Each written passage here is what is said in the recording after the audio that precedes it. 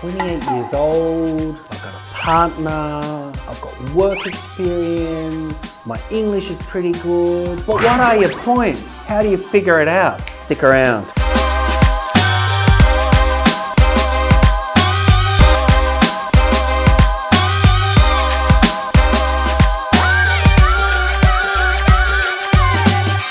The points test, very, very important when it comes to general skilled migration visas. The points test is the backbone of your 189, your 190, and your 491 visas. Gone are the days where you can just scrape in with your 65 points bare minimum threshold. You want to score as many points as you possibly can. But how do you get there? How do you figure it out? What's the best way to get the most points? What makes up the points test? Well, let's start at the beginning. Age. Maximum points is derived if you're between the age of 25 and 32. If you're a spring chicken 18 to 24, you're going to lose out on some points there. If you're older than 32, you also lose out on points. Once you hit the age of 40, like me, forget it. Your points are really, really so 25 to 32, you get the most amount of points. The next thing on the points test is English. English. Yes, I know it's hard, but the better your English is, the more points you get. Superior English will get you the most. What is superior English? Check out this table right here. That's exactly how it's made up. So you're looking at PTE 79 in each, or you're looking at IELTS 8 in each.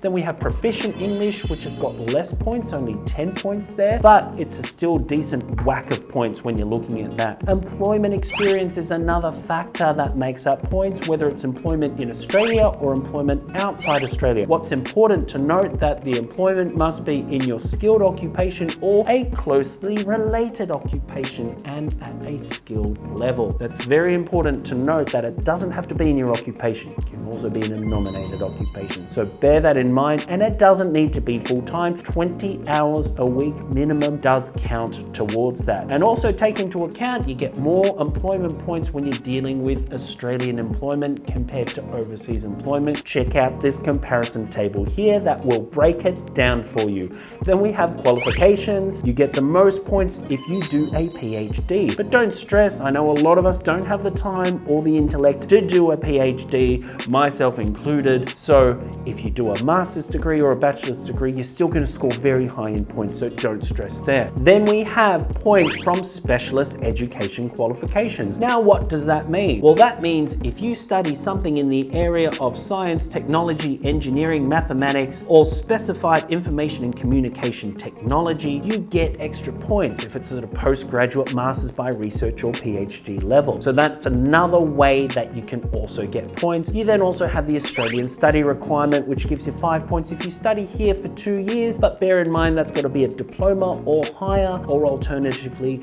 a trade qualification. Your study does not need to be related to your nominated occupation. That's the tip of the day when it comes to this points test. Then we also have a professional year. A professional year is when you do a 10-month program, not actually 12 months, who knows why they call it a professional year, in engineering, IT, or accounting. They are the 3 areas that you can do it in. So if you're in another profession, forget it. You cannot do the PY. We then have the credentialed community language, which is NAATI. You can do a specific NAATI test as an interpreter or as a translator for points towards your points test, and that will boost you by 5 points. It's a nice little one to do that's not overly expensive. Then we've got study in regional areas. Now, what is the study in the regional area? Contrary to what the name states, you also need to live in that regional area, not just study. And it's got to be for a minimum of 2 years. So if you study and live in a regional area for a minimum of 2 years, potentially you can get 5 extra points towards the points test. And then we've got partner points. This is really interesting because if you're single,